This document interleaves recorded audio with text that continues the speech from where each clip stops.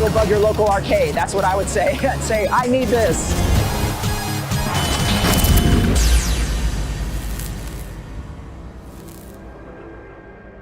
Here we go again, boys!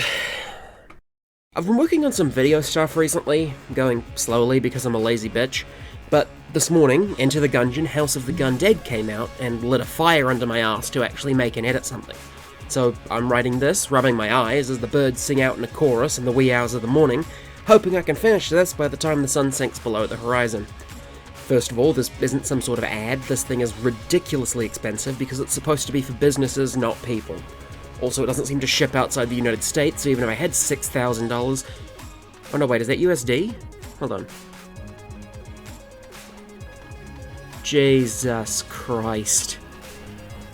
Even if I had $10,000, I physically couldn't purchase it, so the rest of us plebs will have to wait for someone to emulate it. The only outcome when you make something so ridiculously expensive. As we wait for more footage to come out regarding the game, the least we can do is analyze what we have. The official release trailer for the cabinet. There'll be a link to this trailer on the Devolver YouTube channel in the description below. Watch it in full if you want, because me going frame by frame ain't gonna be the same thing.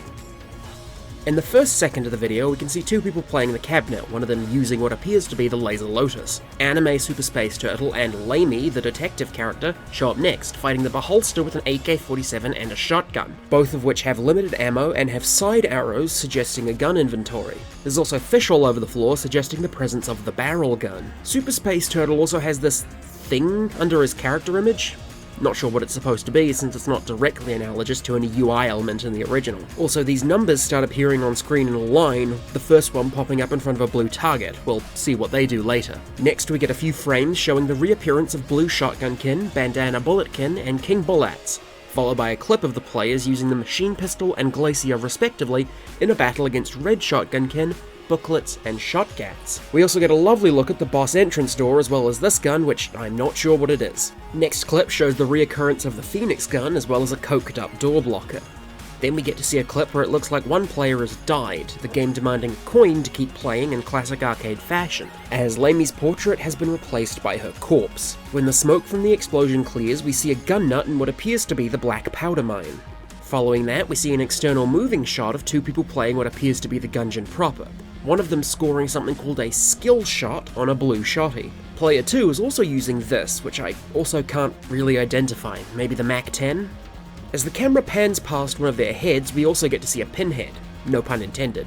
In this shot, player 2 is using a green gun I think might be the Fight Saber. In a following short clip, we see a kid score something called a weapon blessing. Doesn't seem to follow the blessing rules of enter and exit since his gun remains the same, however. We also get to see the entrance to the first chamber, complete with the broken slinger statue and the primer motif on the floor. Whether or not the shrine is functional is anyone's guess. Here's the first look at the Gatling Gull's new and revamped boss card, looking absolutely gorgeous, I might say. In the following fight, we see the clearest footage of someone actually shooting a blue target, which seems to clear all the bullets on screen. Later on, though, we get a pink target, and on that I'm still stumped.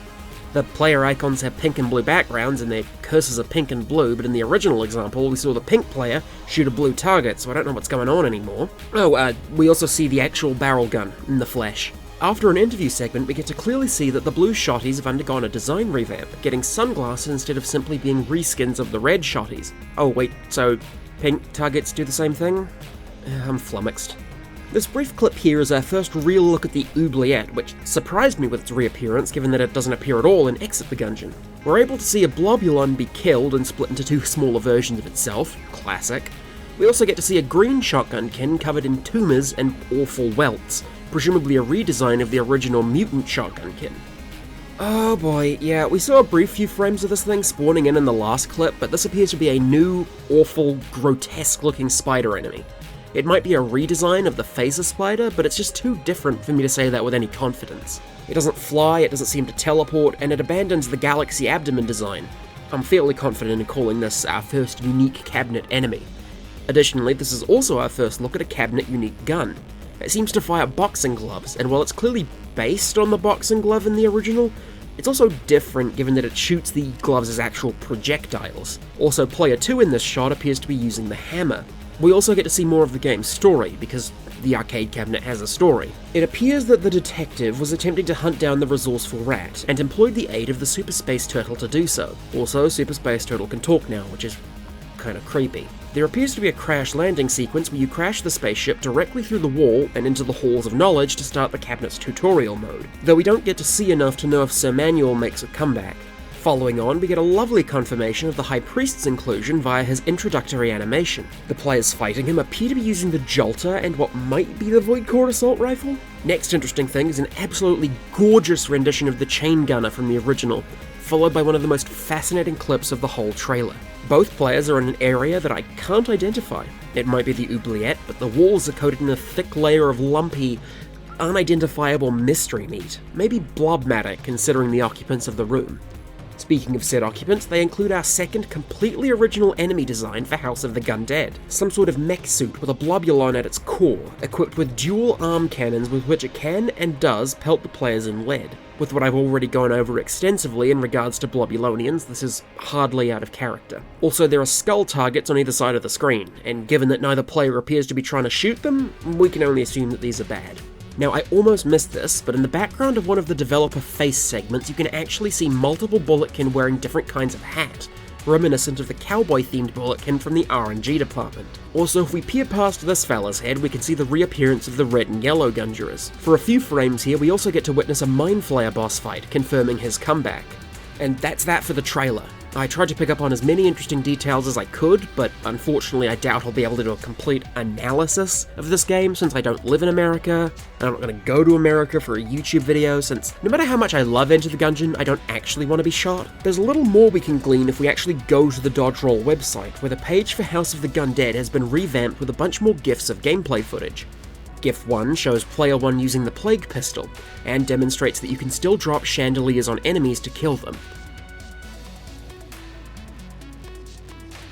GIF 2 has the first look at the Beholster's new boss card, and shows that those skull targets are likely there to try and trick players by getting in the way of their attempts to shoot blue and pink targets.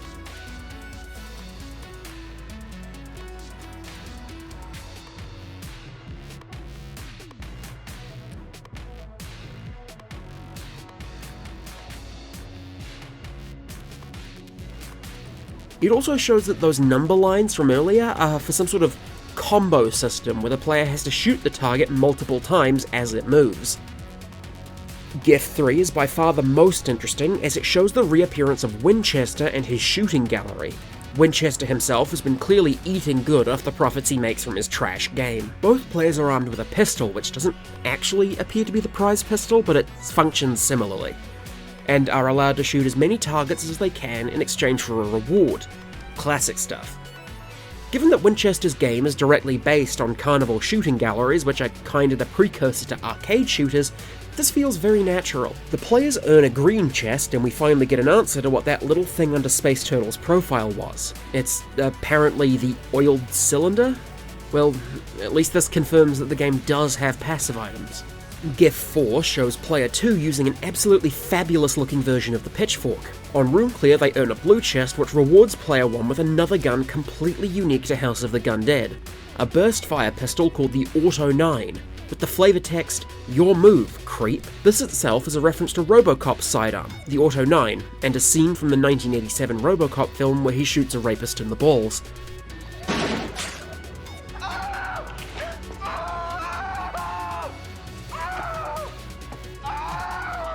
Your move, creep. The final thing on the page is a PNG of the cabinet, which is just barely high-res enough for me to zoom in and read the text. Above the screen are 2 paragraphs describing the playable characters, and below are 4 tutorial boxes. Starting with the detective. Celebrated for her uncompromising style, the detective sees all her cases through no matter where they lead, including her own past. She has a keen mind for cyberspace and a dead eye for laser blasts. And Super Space Turtle? The most feared bounty hunter in the galaxy. Years spent in the Gungeon have made his shell tough, and some say, mad. A true companion to those in need, and a deadly enemy to anyone who fits the bill. Both of those are neat little lore nuggets, but there's nothing that really needs commentary. Going down the 4 tutorials are for blanks, reloading, weapon switching, and dodge rolling. Shoot the pink and blue Targets to dodge attacks. Oh, buggering hell. Why do I write scripts in the order I do research? I've got to go and writhe in personal agony over that revelation, but before I go, I'd like to say that more info about House of the Gundead will likely trickle out over the next few months. And if any of my American audience are at all able to play the cabinet and capture footage, I'd love it if you could send it my way via my Discord server. You don't need to have interesting informational resources to join the Discord, by the way, because let's be honest, half the people in there are monosyllabic primates, including me. I hear insulting your audience is a great way to please them, you know. Anyways, see ya!